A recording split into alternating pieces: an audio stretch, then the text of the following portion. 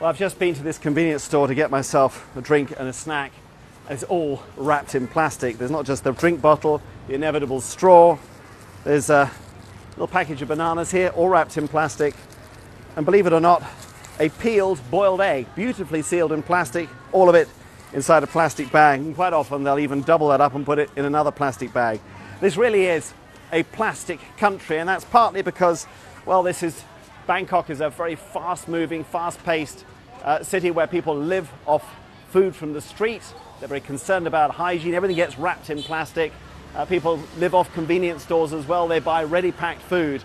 But the awareness of the damage that this plastic is doing to their environment is only just beginning now.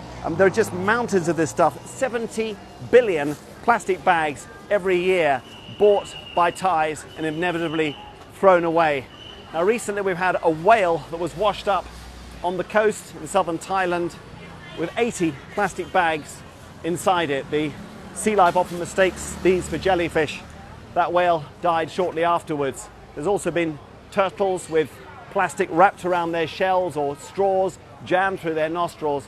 These stories are raising awareness about the problems of plastic, but at the moment the amounts being produced in this country are absolutely stupendous. 5 million tons of garbage just produced by this city, and about half of that plastic. It does get taken away. It doesn't tend to get thrown in the street so much to landfills, but huge amounts of it, when it's light like this, just blows into the canals.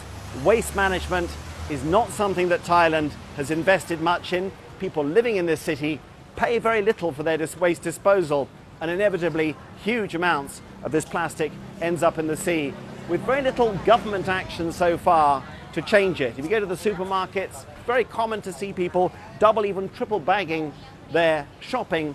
Very few people taking in their own bags. No shops at the moment actually charging people to buy them, so they've got a long way to go. In other parts of Southeast Asia, the picture is even worse. This is a canal in the Philippines' capital, Manila. And you can see similar scenes in dozens of other cities in the region. Recycling, where it happens at all, is done largely by scavengers seeking anything that might earn them a little money. But with scant labelling and almost no official support, much of the waste ends up being discarded. Half the world's population lives in Asia, and their consumption of plastic is still rising. Here in Thailand, understanding of how much harm plastic waste can do is rising. People do want to do something about it.